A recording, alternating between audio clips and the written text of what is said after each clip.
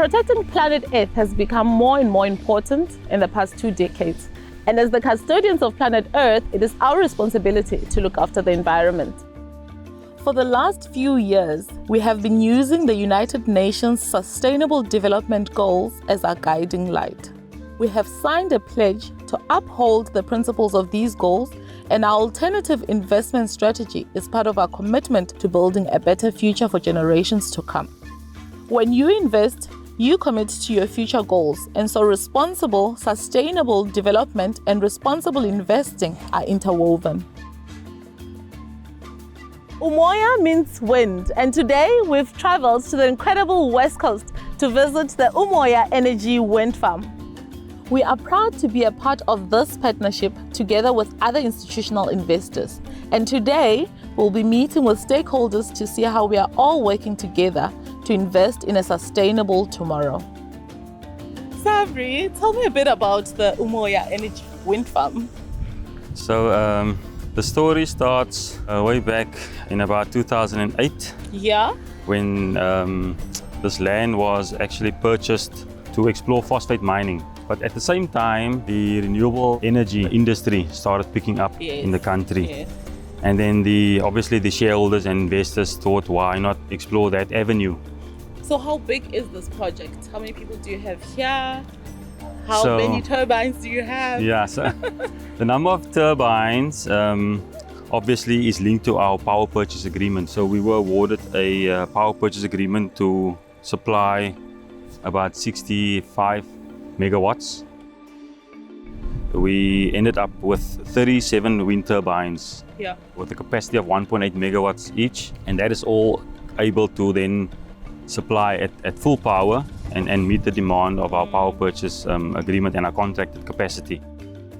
The turbines are, when you look at them, quite majestic, standing at about 95 meters high to the hub. So the hub is the area where all the blades converge. One blade is 49 meters long. It weighs about 7 tons.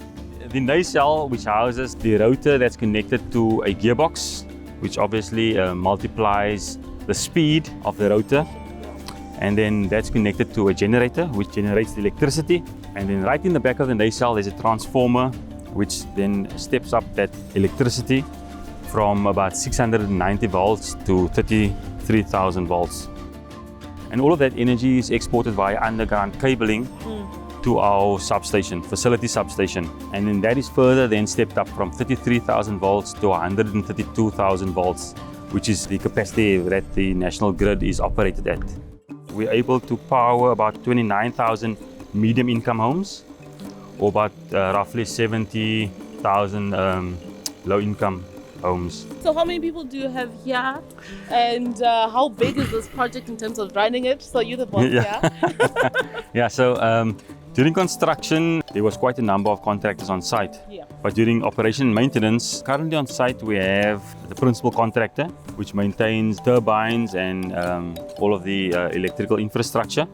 Then we have a full-time security service provider and environmental management contract as well.